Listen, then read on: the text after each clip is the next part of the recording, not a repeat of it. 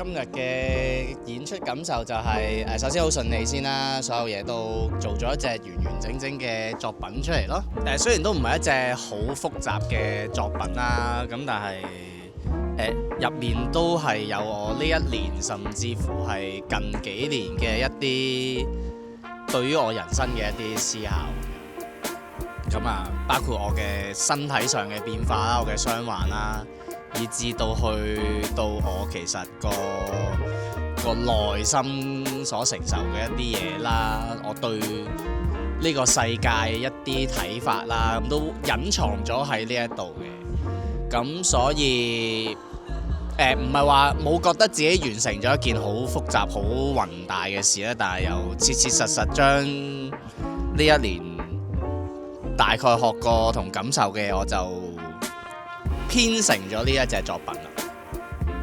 我覺得喺香港，我哋依家無論係個會啦，或者我哋呢班編舞嘅人，我哋都其實係嘗試緊一啲超級困難，同埋我哋亦都未有一個好成熟嘅觀眾嘅平台出現咁樣啦。甚至乎其實我都會覺得我哋嚟嘗試排嘅呢8位編舞，其實我哋都真係好年青，即係對於劇場係乜啦，或者點解係街舞做嘅劇場啦，想保留幾多街舞，又想做幾多劇場啦，即係好多諗法，我哋都係好新嘅一輩人去嘗試呢件事咯。大家都比我想像中會完成嗰件事係去遠咗好多嘅咁樣。完成呢件事都有提升咗我喺表演上嘅能量嘅，佢亦都重新令我諗起對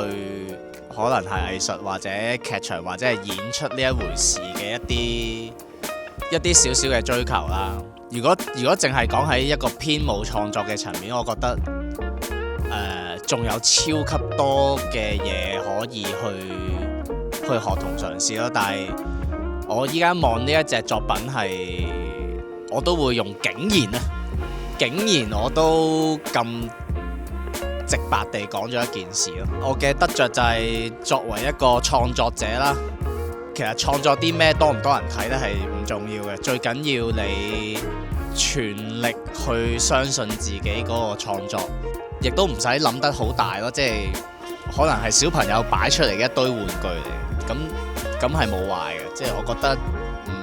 唔好睇創作睇得好嚴重咯。即係可以創作可以好大，可以好細，可以好好玩。最緊要就係多啲人都肯做啲嘢出嚟就。